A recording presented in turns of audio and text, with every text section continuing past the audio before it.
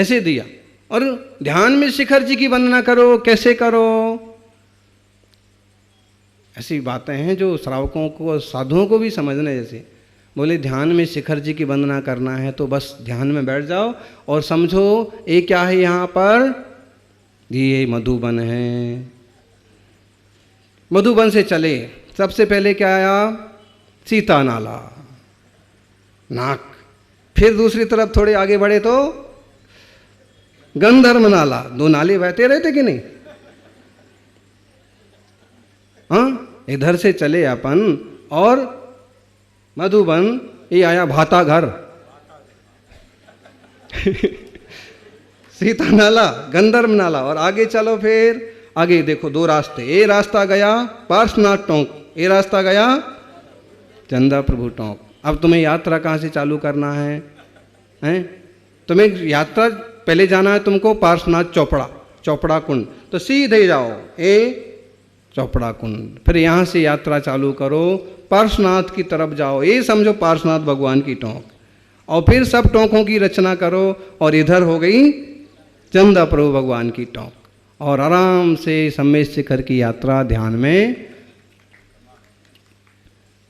पूरी सम्मेद शिखर की यात्रा करो। ये अजब गजब संत थे, ये इन लोगों को औषधि की भी जरूरत नहीं पड़ती थी, ध्यान से ही बीमारियां सही कर लेते। जो कि उनका ध्यान बीमारियों के लिए नहीं होता था, लेकिन अपने यूं ध्यानस्थ हैं, बीमारियां भी समाप्त हो जाती थी। ऐसे चिंतन करने वाले महान साधक ज्ञानियों, उतने बड़े साधक होने के बाद भी उनकी अजब गजब बैया वृत्ति की भावना थी। छत्तीसगढ़ के बिहार के प्रसंग में कहो या फिर जहाँ श्रावक नहीं मिलते थे, आचार्य महाराज बताते थे कि आचार्य विमल सागर जी सब साधुओं के कमंडल 5-5, 10-10 कमंडल ले लेते थे। एक रस्सी में यूं रस्सा कमंडल फंसाए बूढ़े साधुओं के, और फिर बोले हम क्या करते थे, वो सब कमंडल आचार्य महाराज प्राय ले लेते थे। पानी की जरूरत पड़ती थी साधु को, तो हमारा कमंडल बोले इतना बड़ा था। कितना बड़ा? काफी बड़ा कमंडल था, 5 लीटर भी पानी आ जाए, बोले 5-7 लीटर, तो हम अपना पूरा कमंडल भर करके हम तोक के चलते थे कि अब इनको जरूरत पड़ेगी। देखो साधु जीवन कैसे चलता है, आत्म ध्यान के साथ साथ चारित्र की साधना कैसे होती है, वो दिगंबर मुनियों के जीवन से देखने को, सीखने को मिलता है। यूँ बातें करने वाले और आत्मा की चर्चा करने वाले लोग बहुत हैं। उन्हीं लोगों से कहें कि प्रैक्टिकल चारित्र क्या होता है, प्रैक्टिकल जो दिगंबर महावीर स्वामी का रूप था वो कैसे जिया जाता है, तो जब भी वह रूप देखना है तो किसी श्रेष्ठ साधक की शरण में जाना पड़ेगा। ये भेद विज्ञान के साथ चारित्र और तप की साधना करने वाले तपस्वी, तो वैसी वैयावृत्ति की भावना, वैसी करुणा की भावना, ऐसे करुणाधारी। एक प्रसंग आता है कि एक जगह रुकने का अवसर आया, ठंड का मौसम था, एक ही रूम था। अब शिष्य रूम में, सब लोग रूम में रुको। अब गुरुजी के लिए जगह ही नहीं बची, साधुओं के लिए जगह नहीं बची। फिर भी गुरुजी ने कहा सब साधु बैठ के लेट के कैसे भी एक रूम में रहेंगे।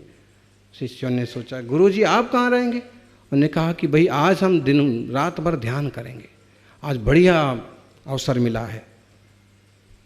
बोलें भी क्या, दूसरा रूम हो, बंद जगह हो तो कहें कि आप यहाँ बैठो, और ये कह रहे हैं कि आप अंदर बैठो हम बाहर बैठें, वो स्वीकार नहीं।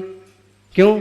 क्योंकि उनका तर्क है कि मेरे अकेले के पीछे तुम 15 लोगों को तकलीफ नहीं होना चाहिए, और मेरा तो अभ्यास भी है, तुम लोगों का तो अभ्यास भी नहीं है किसी किसी का, तुम सब रूम में रुको। रूम में रुका दिया, कक्ष में, खुद ध्यान में बाहर बैठ गए।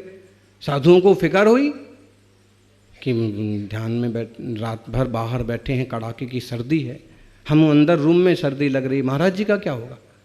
लेकिन वो बाहर गए, आचार्य महाराज बैठे थे ठंड में, लेकिन शरीर ठंडा नहीं हुआ। जब उनको गौर से देखा तो उनके शरीर से पसीना बह रहा था। साधुओं को अचरज हुआ, अजब गजब क्या बात है। अब इनको डिस्टर्ब भी करना तो ना ठीक नहीं, चुपचाप अंदर चले गए ठंड की मारी वापस। सुबह जब हुई तो पूछा कि भगवान, हम तो रात में 2-3 बार आए और आपको तो पसीना आ रहा था, आपने ऐसा क्या किया, आपको ठंड लगी? उन्होंने कहा ना, पसीना तो हमने देखा। आपको पसीना क्यों आ रहा था? उन्होंने कहा कि हमने कहा था ना हम ध्यान करेंगे। आज हमने अग्नि धारणा नाम का ध्यान किया। धर्म ध्यान के अंतर्गत पृथ्वी धारणा, जल धारणा, अग्नि धारणा, वायु धारणा, इस तरह का एक ध्यान होता है। आज हमने अग्नि धारणा नाम का ध्यान किया। लोगों को आश्चर्य हुआ, साधुओं को आश्चर्य कि ध्यान में इतने गहरे डूब गए कि अग्नि का ध्यान करने से इनको इतनी गर्मी लगी कि शरीर से पसीना आ गया। ये संभव है, लेकिन जितना परफेक्ट उनने किया, ये सबको करते बनता नहीं है। जैसे हम किसी चीज को ध्यान करें और वो उपस्थित हो जाए, किसी व्यक्ति को याद करें वो आ जाए, ऐसा आज भी थोड़ा थोड़ा तो होता ही है। लेकिन इतना अजब गजब कि बर्फ का ध्यान करें और ठंडे हो जाएं, अग्नि का ध्यान करें और गर्म हो जाएं, ये उनके जीवन का एक प्रसंग। ज्ञानियों, ऐसे साधक और तीर्थ भक्त तो थे ही, पूरे देश भर की यात्रा की। शिखर जी में कितने चतुर्मास हुए? बोलो बोलो, कितने चतुर्मास हुए शिखर जी में? विमल सागर जी के 5 से ज़्यादा चतुर्मास हुए। कितने हुए? 7 चतुर्मास हुए। तीर्थ भक्त शिरोमणि आचार्य महावीर कीर्ति जी तो तीर्थ भक्त शिरोमणि नाम से भी कहलाते थे, लेकिन उनके शिष्य भी कम नहीं थे।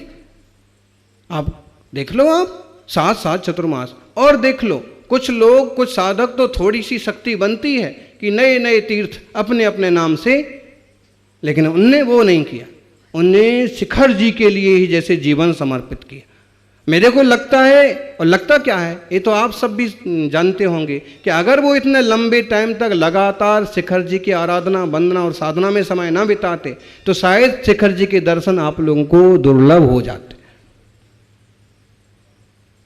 क्यों दुर्लभ हो जाते? इसके पीछे 10 कारण हो सकते। चौपड़ा कुंड की स्थापना में भी उनका ही मार्गदर्शन रहा था। आगे सब लोगों को वंदना करने का अवसर मिले, उसके लिए भी उनका ही है। लालू यादव तब मुख्यमंत्री था और उसको भी समझाया कि देख, ऐसा कर, ऐसा करेगा तो तेरा भला होगा। हैं? एक तो मेरे को किसी ने ये भी बताया, बोले महाराज जी ने संघ के कोई श्रावक लाए अंगूठी वगैरह कि इसका सम्मान। महाराज जी ने कहा ठीक, ला मैं हाथ लगा देता हूँ। जब तक ये अंगूठी इसके हाथ में रहेगी तब तक इसको मुख्यमंत्री की कुर्सी से कोई नहीं उतार सकता। किसी ने मेरे को बताया। इस टाइप के लोग जो हैं इस बात को कभी कभी मान भी लेते हैं और कभी कभी लापरवाही भी कर देते हैं। उसी व्यक्ति ने भी बताया कि बोले जब तक उसके हाथ में अंगूठी रही तब तक वो मुख्यमंत्री रहा। कैसे उसकी अंगूठी खो गई और उसके बाद उसका पतन चालू हो गया। क्योंकि उसके पीछे महाराज जी का ये आशा नहीं था कि मेरा भक्त बन जाए। उनका ऐसा कुछ विचार था कि जिन धर्म के प्रति, शिखर जी के प्रति इसका मन बना रहे, इतना सा आशीर्वाद अपन इसके लिए दे देते। तो इस टाइप की उनकी तीर्थ भक्ति थी। आपको मालूम होगा कि कभी सागवाड़ा में भी पधारे थे। शेर साहब बता रहे थे 2 बार कि 82 और मानस्तंभ जो है ना, बोले ये ऐसे ही पड़ा था जमीन और इस पर भी लोगों का कचरा फेंकना, कब्जा करना, ऐसा कुछ चलता रहता था। फिर श्रावकों ने हिम्मत बनाई, महाराज जी ने मार्गदर्शन दिया और हाथों हाथ शिलान्यास के बाद बोले 10 साल फिर भी काम नहीं हुआ। लेकिन हम श्रावकों के मन में था कि विमल सागर जी ने शिलान्यास किया है तो कभी ना कभी तो बनेगा ही बनेगा, और मानस्तंभ बन करके आज शान से खड़ा है। ऐसे लगता है कि यहाँ कोई 10 साल का और समाज का और कुछ लेना देना लगता है?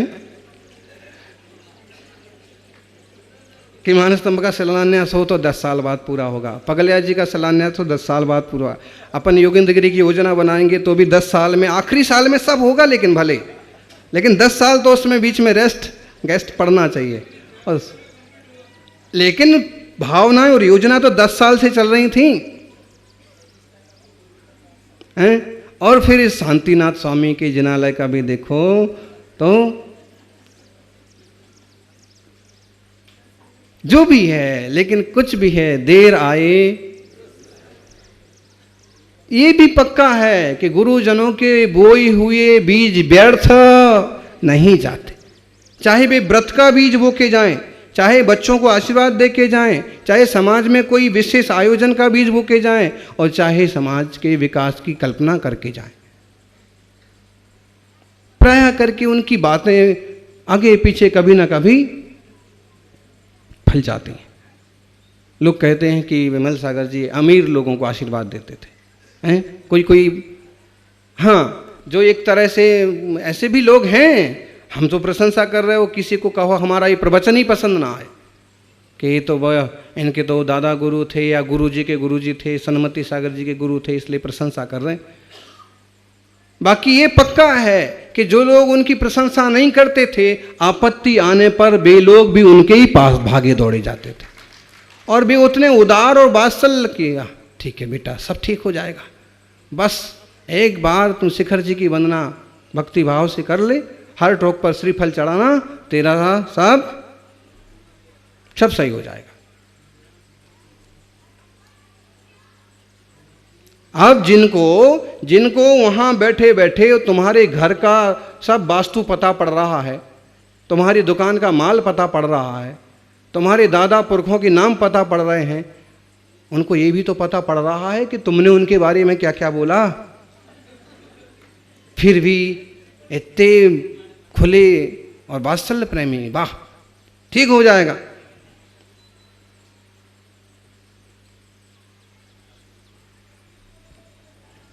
तो ऐसा नहीं है कि वो अमीर को आशीर्वाद देते थे, सच्चाई तो ये है कि वो जिसको भी आशीर्वाद देते थे वो अमीर हो जाता था, गरीब को भी आशीर्वाद दिया तो वो भी अमीर हो जाता था।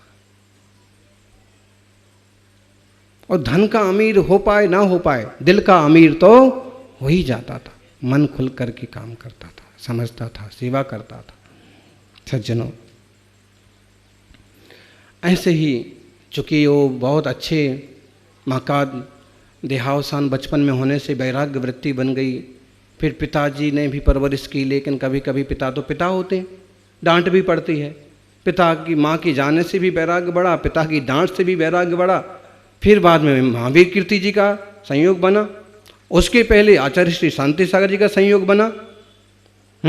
एटा में महाराज जी पधारे शांति सागर जी, अभी उनका संयम शताब्दी वर्ष चल रहा है, तो जब वहाँ पधारे ना तो ये भी दर्शन को गए, वही साइकिल, और साइकिल के साथ खाने का नाश्ता क्या होता था, चना, शिंगदाना, मूंगफली और सिखे हुए मिल गए तो ठीक, नहीं तो जैसे हैं सो भरो, जेब में भर लिए और जाकर के उनको वंदन किया। छोटा बच्चा क्या समझे, 10-11 साल का, तो सारे के सारे मूंगफली चना चढ़ गए उनके चरणों में, तो उसने भी ये सोच लिया चलो चावल वगैरह नारियल तो कुछ अपने पास है नहीं, ये समझो कि ये चढ़ गया।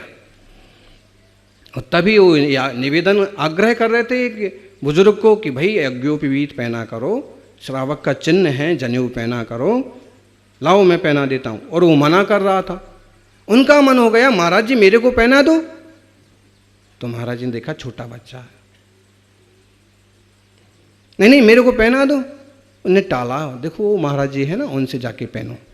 दूसरे महाराज के पास गए, उनने टाल दिया, उनने सोचा तीसरे के पास जाओ, उनने टाल दिया।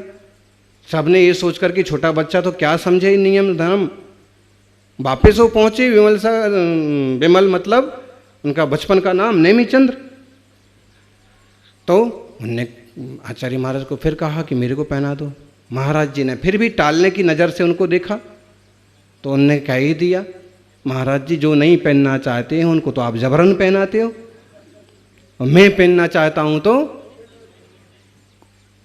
महाराज जी इतना सुन करके आ बेटा मैं तुझे पहना देता हूं। और उनने जनेऊ संस्कार हुआ था आचार्य श्री शांति सागर जी से। फिर बाद में व्रत चंद्र सागर जी का भी सानिध्य मिला, वीर सागर जी का भी, और महावीर कीर्ति महाराज से उनका गजब का वात्सल्य भाव था।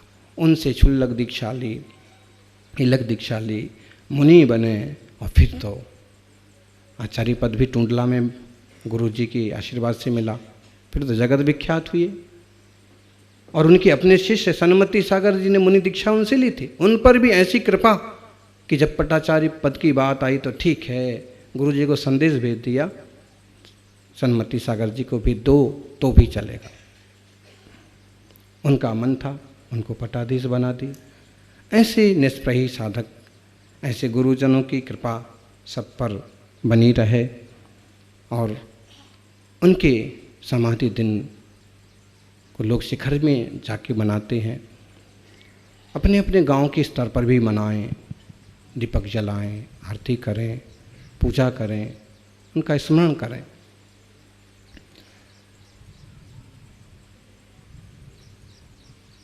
हम लोग भी शिखर जी गए थे 1 साल बाद, और तब उनके वहाँ पर समाधि महोत्सव का कार्यक्रम में सम्मिलित हुए थे। ये जो महोत्सव होते हैं हमें भी आत्मकल्याण के लिए प्रेरित करते हैं। अपन उस दिशा में आगे बढ़ें। जय बोलिए आचार्य श्री विमल सागर जी महाराज की।